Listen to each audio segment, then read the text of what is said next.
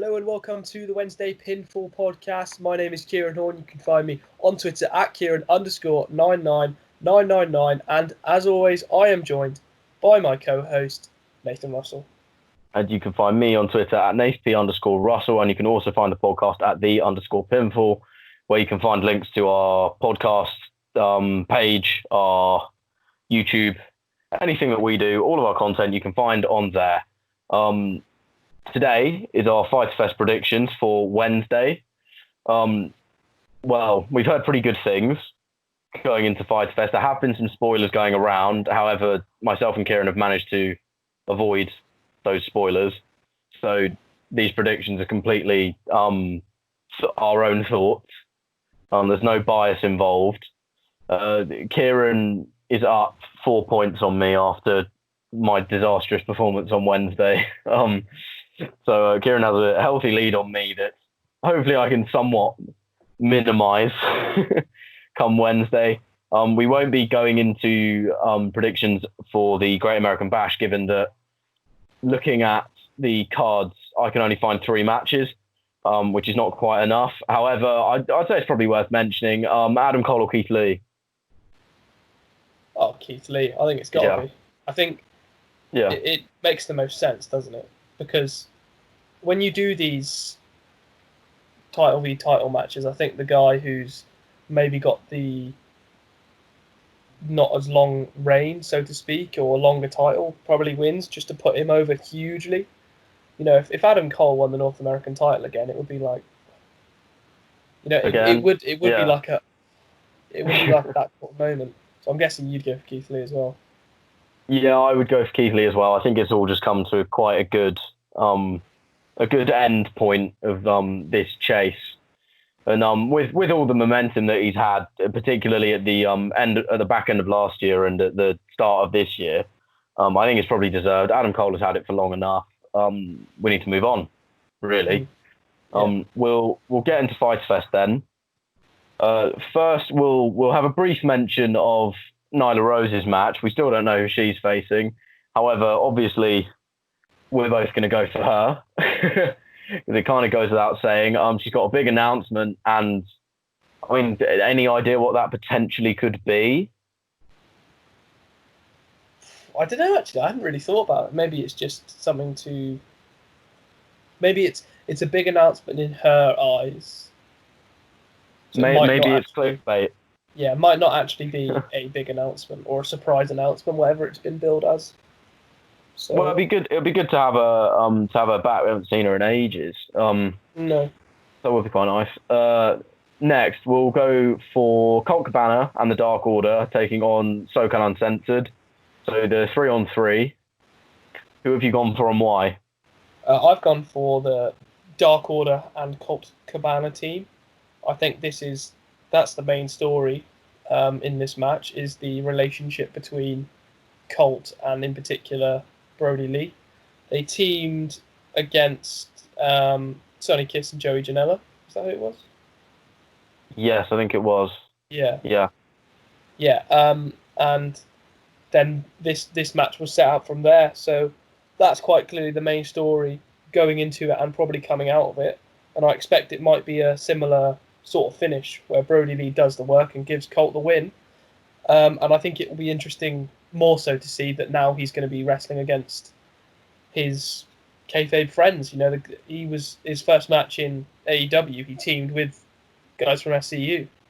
Against the Dark Order. Yeah, so it will be a slight conflict, I suppose, for him. So I'm interested to see how he handles that, or whether he hesitates or anything like that. But still, though, I expect Dark Order to win. I mean, I think Colt is getting the pin, whatever happens. I mean, there's a small possibility that perhaps he could kind of betray the Dark or betray Brody. Like Brody, I think there'll definitely be a point where Brody will be encouraging Colt to beat down or to do something despicable to one of the SCU guys. And there's a small possibility that he could just give him the middle finger. However, there's not much value in that. So I think for sure Colt Cabana and the Dark Order get the win on Wednesday. You know, Dark Order also lost to SCU at Revolution. It's Brody Lee. From Brody Lee's perspective, it's his second feud in AEW, and he lost the first one. If you want to keep him credible, he does really need to win, regardless of the angle. And then obviously, as you said, the main angle involves Colt in the cult. So, of course. He's it should just become a thing that he's basically can only really win in the Dark Order. But I like the emotional conflict that Colt Cabana is going through at the moment. So I think for sure that team wins on Wednesday night. Next, do I really need to ask? Lance Archer, Joey Janela. I think we all know Lance is going to win. I don't even really. I don't need to give a reason as such, but he can't lose this. He can't lose this.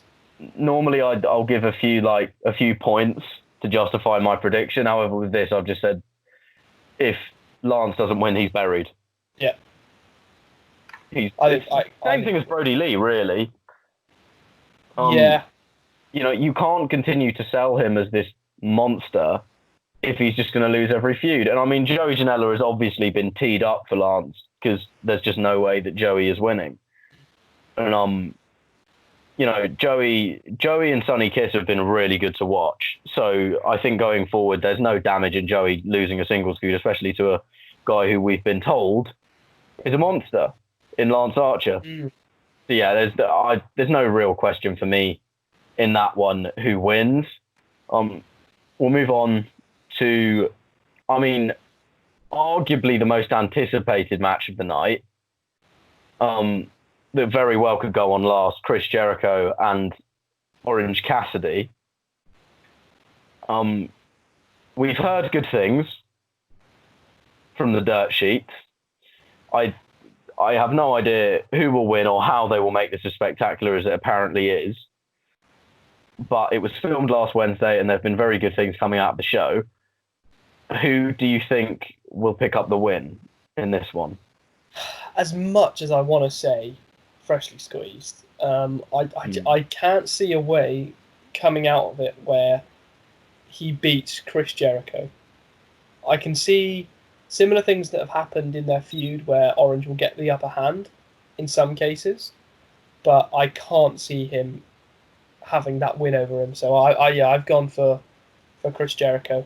I do think it will go on last, especially after what happened or what's now been announced for Fight for the Fallen the following week, where Mox and Cage, that'll be the match. So I expect this will now be the main event. And from what I've heard, or seen but not seen as in people say it's very good, but not seen as in I don't know what happens to make it very good. But yeah, I think thinking about it now, I think this is probably the match I'm most excited for. Especially after the stuff we've heard, I'm for sure looking forward to this. I've gone for Chris Jericho as well. I mean, if we're not even looking at the angle itself from a booking perspective, AEW does need Chris Jericho to look strong for the sake of drawing in viewers. Him losing to Orange would create a big loss of credibility for Chris Jericho. And Chris he needs to be near, if not at the top of the roster. So a loss to Orange Cassidy would just be a bit detrimental for him. So I've also gone for Chris Jericho. I'm very much looking forward to this. I was convinced that it would be the 8-man that went on last coming out of Thursday, but after some reflection and also hearing what I've heard from the dirt sheets, I would be amazed if this didn't go on last. It is just a very intriguing matchup. And I don't think we'll 100% know quite what is coming in this one until it's hit us on Wednesday night. Yeah. It's going to be crazy, and it's probably worth watching Fyterfest for that match alone, really. Yeah. I think I'll go for Chris, though. We'll move on to the tag team title match between Kenny Omega and Hangman Page, and they're taking on Private Party. Who do you think will win and why? I've gone for Omega and Page again. After their defense last week to Best Friends, and that feud had been building for a fair few months, really. It would be, in my opinion, completely stupid to have them drop the belts to arguably the hottest tag team with the most momentum since the whole pandemic situation began, to then drop them to guys who are just sort of starting with this story with Matt Hardy. I think it makes so much more sense to have them lose here and leave the belts with Omega and Page, because I think there are bigger things planned. No offense to Private Party, but I do think there are bigger things planned for the belts, and in particular Omega and Page, possibly individually. I'm inclined to agree. Kenny Omega and Hangman Page, especially after, as you said, especially after winning last week, and not only that, but the tease as well post-match. It's not the time to split them up quite yet, and this is definitely not the team to lose against in its current state. The winner of FTR and the Bucks should take the title. I don't really think. I think any other way would just feel a bit wrong. This is quite an easy one to pick in Omega and Page. The match would be great though. Oh yeah. I don't know. After hearing about Chris Jericho and Orange Cassidy, that very well could be match of the night. But if we were looking at pure wrestling, I would probably say this one in particular would do it. Although the 8-man also offers quite a challenge to that one, as long as the Butcher and the Blade don't get too involved. No offense to them. We'll move on to that match. FTR and the Young Bucks taking on the Lucha Bros and the Butcher and the Blade. I can't help but feel that the Butcher and the Blade are a bit of the odd one out. Especially since Kip and Jimmy were replaced by Pentagon and Phoenix. It does feel like you've got 3 tag teams that are on a bit of a higher pedestal than the Butcher and Blade. Yeah. So bearing that in mind, who do you think will win? For me, this has probably been the hardest one to pick, just based off, obviously, the Bucks and FTR have had their moments, which has made me think that maybe a miscommunication leads to them losing.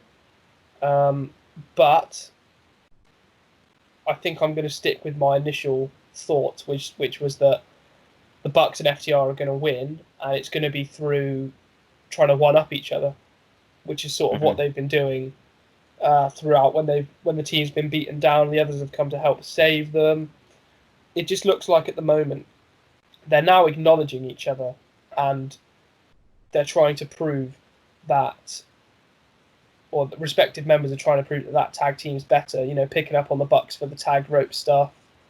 The Bucks saying that they've been the best tag team for the past decade, carried tag team wrestling. I just see it going very much that way. I think there will be a few frictions between them, but I still expect them to win, and it will probably be, I would have thought, maybe a mind breaker on Blade, and then a Meltzer driver on Butcher.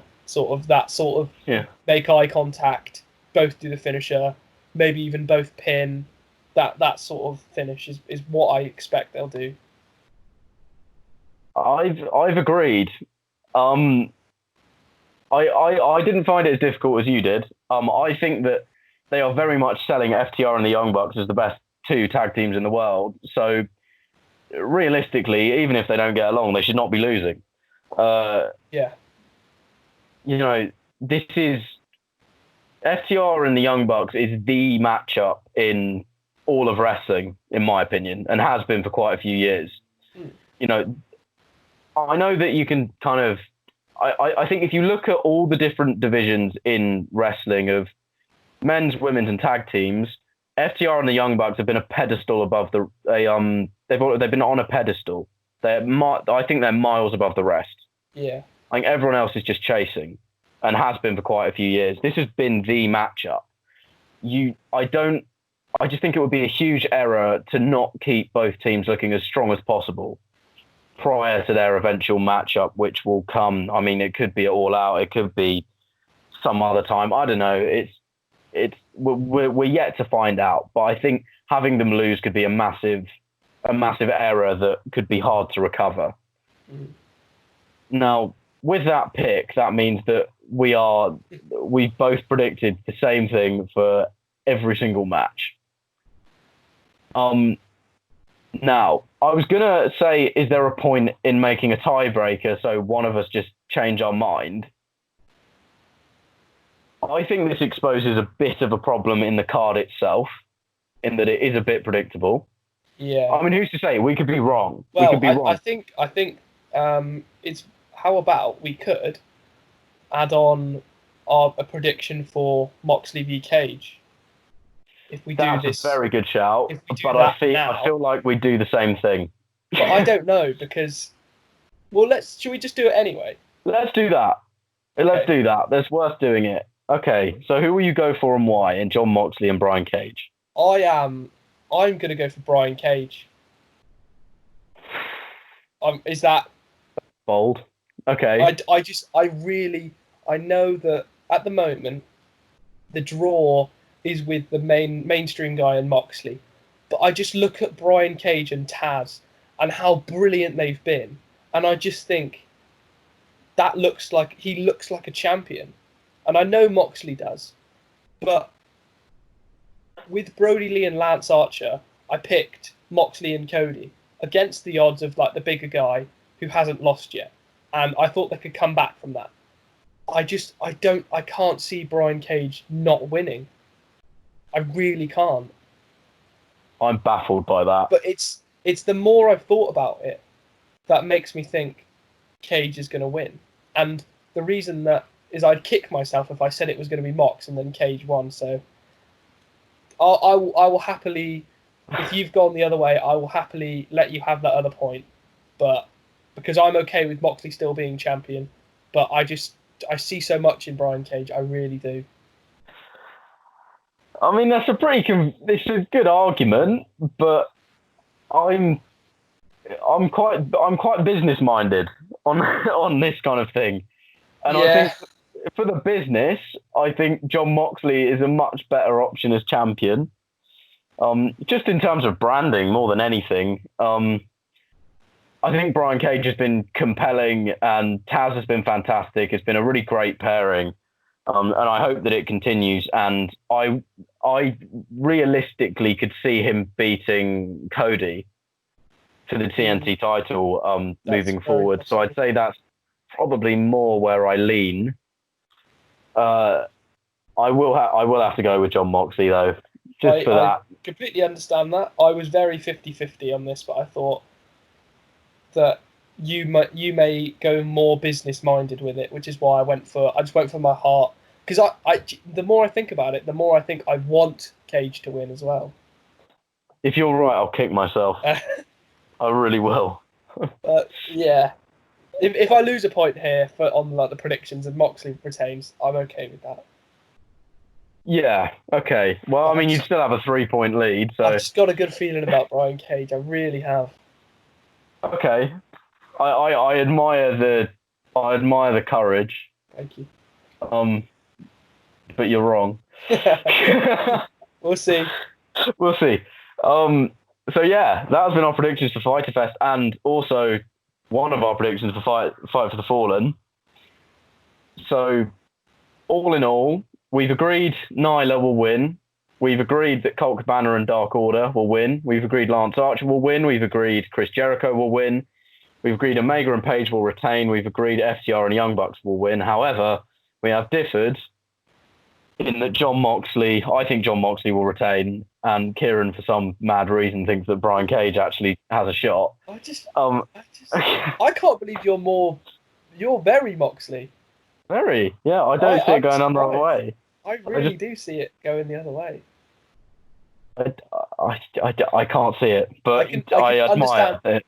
Business-wise, why you're sticking with Moxley, but I've really bought into Brian Cage and Taz. Probably Taz in particular, more than anything else, since their partnership. And I'm too business-minded to think otherwise. No, I understand why you've done that. So yeah, they are our predictions. This will probably be going on YouTube because it's a shorter upload. Thank you very much for listening and watching, whatever you're doing. Either way, we thank you for it. And we'll be back on Thursday for our review of Fyterfest and the Great American Bash. So you can tune in to that by going on our Twitter page and finding the link, which is at @the_pinfall. You can follow myself on Twitter at Nathan_Russell. You can follow me at Kieran_99999. 5 9s. Thank you very much for listening. And we'll be back on Thursday.